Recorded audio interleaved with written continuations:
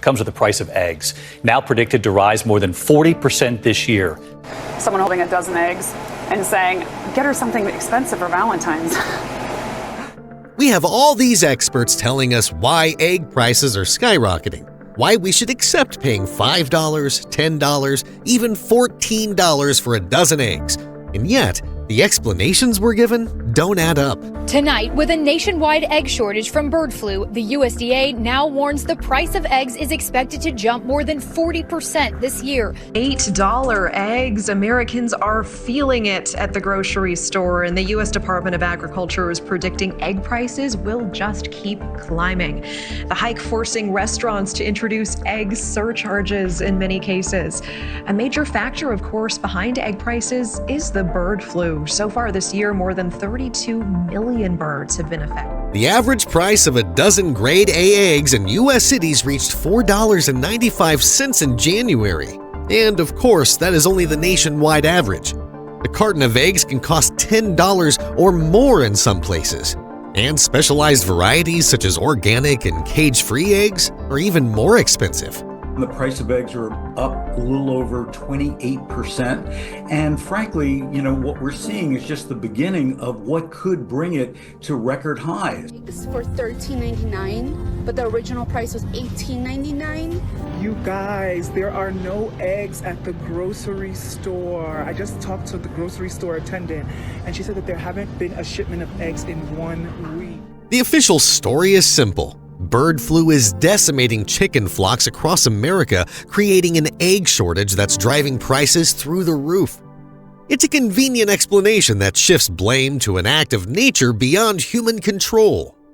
But what if I told you that the real story behind these explosive egg prices has less to do with sick birds and more to do with corporate greed, government policies, and a system designed to extract maximum profit from your grocery budget? And this is the shocking truth about the explosive rise in egg prices.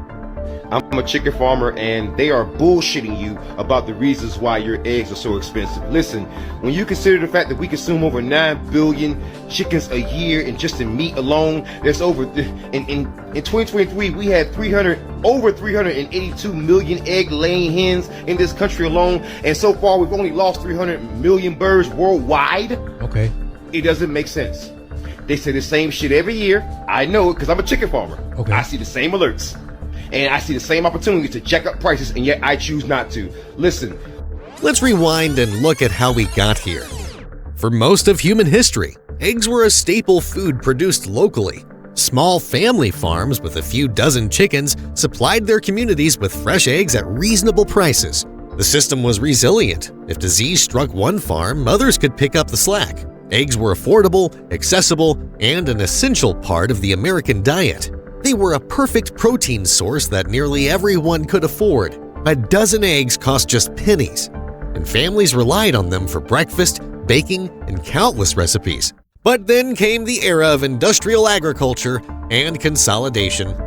Today, 75% of all egg-laying hens in America are raised on just 347 factory farms, with an average of nearly 850,000 birds per operation. Let that sink in. 347 farms control 3/4 of our entire egg supply. This extreme consolidation means that when bird flu hits one of these mega facilities, millions of birds are slaughtered at once, creating an artificial shortage that sends prices soaring.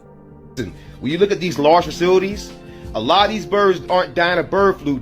They are dying of neglect. Oh. They don't give the freaking vitamins, oregano, all the supplements they are supposed to be getting. They're getting in these mega facilities, and these birds are dying of disease and neglect. And every time a bird dies, they say bird flu. Oh. I'm telling you, they're bullshitting you. Oh. These numbers tell the story. According to the USDA, more than 23 million birds were slaughtered in January 2025 alone. And more than 18 million were killed in December 2024 to supposedly limit the spread of the bird flu virus. But here's where the story gets interesting. When we look at the actual data, something doesn't add up. Not only did egg prices largely outpace inflation as shown here on the graph, but as you can see on this chart, As egg inventory stays stable, the price of eggs skyrocket due to the avian flu. And their profits? Well, let's just say that avian flu scare is, good for business. Although sales were consistent in 2023, profits rose to $1.2 billion. That's a 400% increase in 1 year. If you were to overlay the timing of bird flu outbreaks with egg price increases, you'll notice something strange. Egg prices often start rising before major outbreaks are reported. It's almost as if the industry knows what's coming. Bird flu does not fully explain the sticker shock consumers experience in the egg aisle. Corporate consolidation is a key culprit behind egg price hikes, said Amanda Starbuck, lead author of the FWW report. The economic cost of food monopolies, the rotten egg oligarchy. Powerful corporations that control every step of the supply chain, from breeding hens to hatching eggs to processing and distributing eggs, are making windfall profits off this crisis, raising their prices above and beyond what is necessary to cover any rising costs. And when prices do spike, they stay high long after production has supposedly recovered. During the last major price surge, egg prices remained elevated for months after new bird flu cases had dropped to near zero. So they can kill hundreds of thousands, maybe millions of birds at once because of one or two positive PCR tests. That's why, this is important for listeners to know, that's why we have a shortage. The shortage is not because the birds are dying of the bird flu.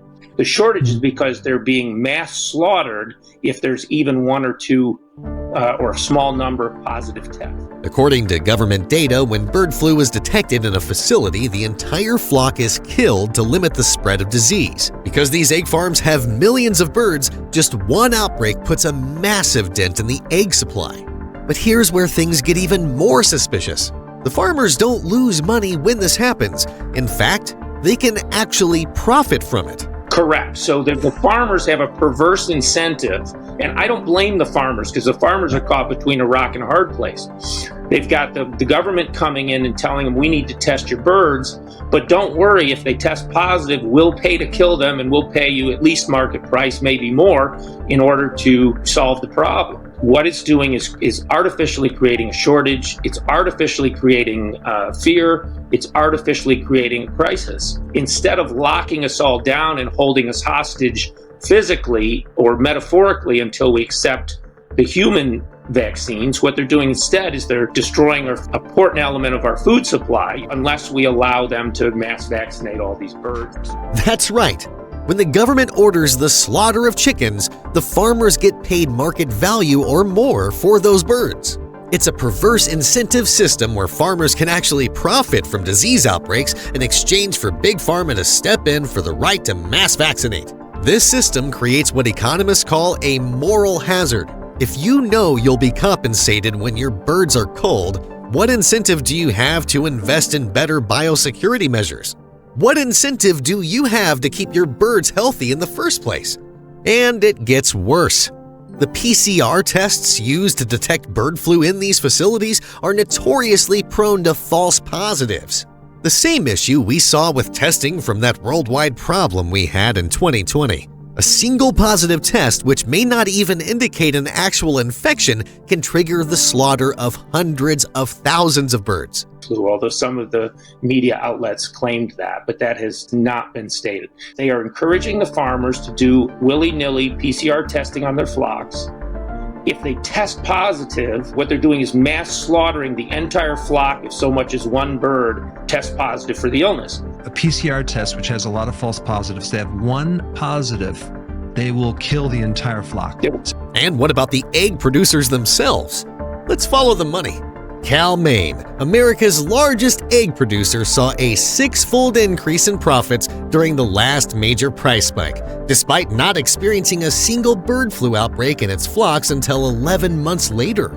In fact, a federal jury ruled that Cal Maine and other major egg producers had conspired to fix egg prices and gouge shoppers. These corporations call the shots in Washington and gaslight consumers to cover their profit-taking when the system they built fails. Corporations used the specter of bird flu outbreaks to raise egg prices to a record high of nearly $5 per dozen in January of last year.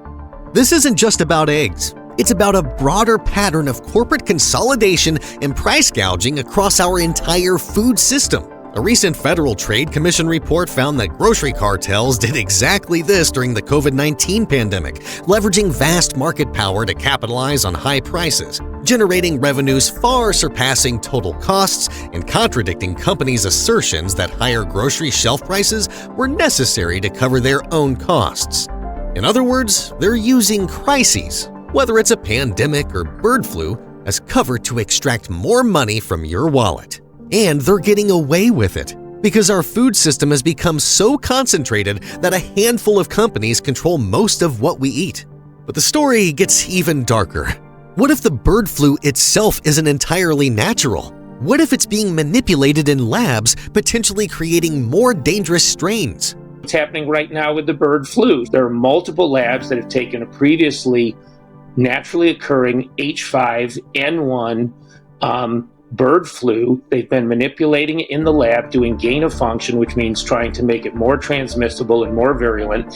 And in fact, they're very aggressively trying to get it to jump species, which is there's no good reason to do this. Two of the prominent labs in the United States that are doing this are the Southeast Poultry Research Laboratory, which is owned and operated by our own USDA, is doing this crazy research in Athens, Georgia, and it's almost certain that this is the location by which the current circulating clade, as they call it, of this virus leaked out of. Now, whether it leaked out intentionally or unintentionally, I don't know, but we're pretty confident that's where it came from.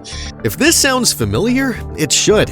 It's eerily reminiscent of what happened with the 2020 incident, which shall be unnamed. Dr. Clayton Baker goes on to explain that what is going on now with the bird flu is very close to an exact replay of what happened with the 2020 incident.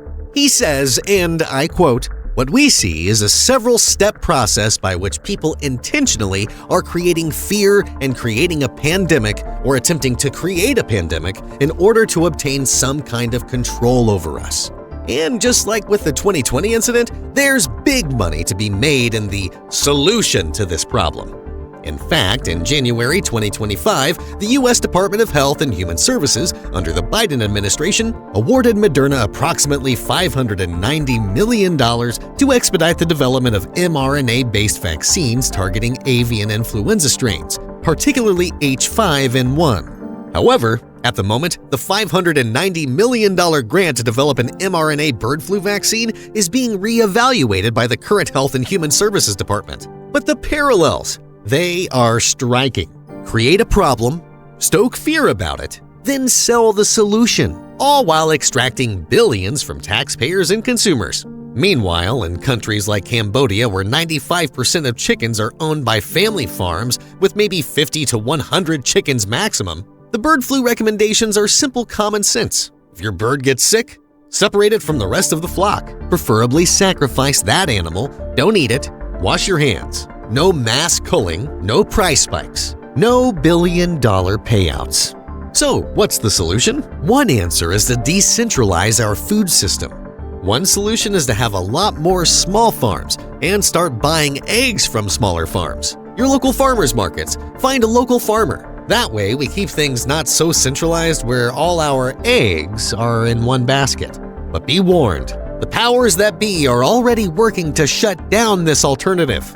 Dr. Clayton Baker goes on to state that, recently in England, the UK is trying to force people to register any home poultry they have.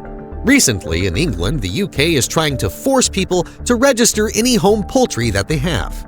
And the National Association for Veterinary Medicine, which is highly beholden to pharma, has put out a release recently that small family poultry holdings may be a risk to public health. So don't think that they're not going to come after your backyard chickens. It's something you don't think about until you look at the shelf and it's nearly empty. Eggs are just expected to be there, and in the same way you'd expect there to be milk. It's a key item to have in a grocery store, as people don't go out looking for something else to eat on a Saturday morning. They want it. They want to have some scrambled eggs or over-easy eggs on a Saturday morning. The impact on small businesses and consumers is devastating. Local bakeries, restaurants, and food manufacturers are feeling the squeeze. For businesses that rely heavily on eggs as ingredients, the price spikes can be catastrophic. Some bakeries report spending 3 to 4 times what they used to on eggs, forcing them to either raise their prices or absorb the costs and risk going out of business.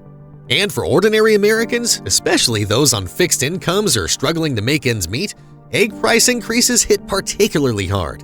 Eggs have traditionally been one of the most affordable sources of high-quality protein. When egg prices triple or quadruple, it puts this nutritional staple out of reach for many families.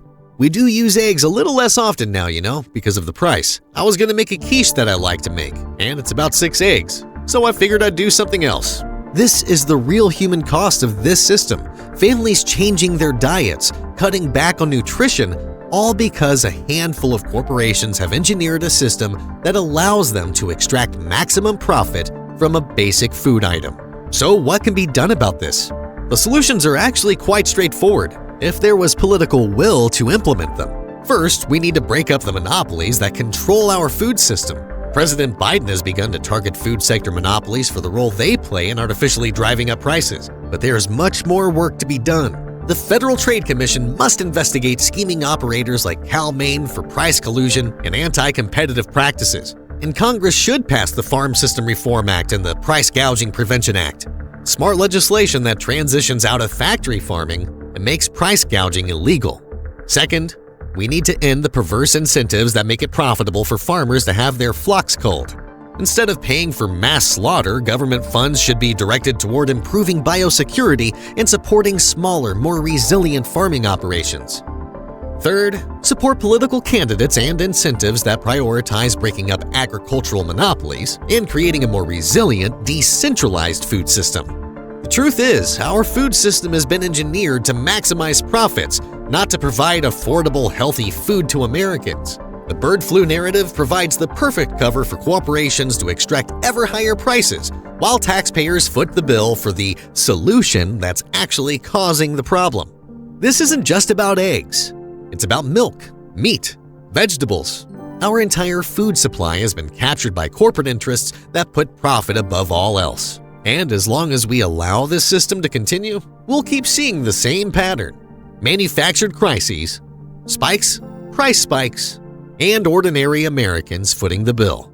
So the next time you're staring at a $10 carton of eggs, remember, this isn't just about sick birds. It's about a sick system that's been designed to transfer wealth from your pocket to corporate officers, all while the government agencies that should be protecting you are actually enabling the scheme. The question is, what are you going to do about it?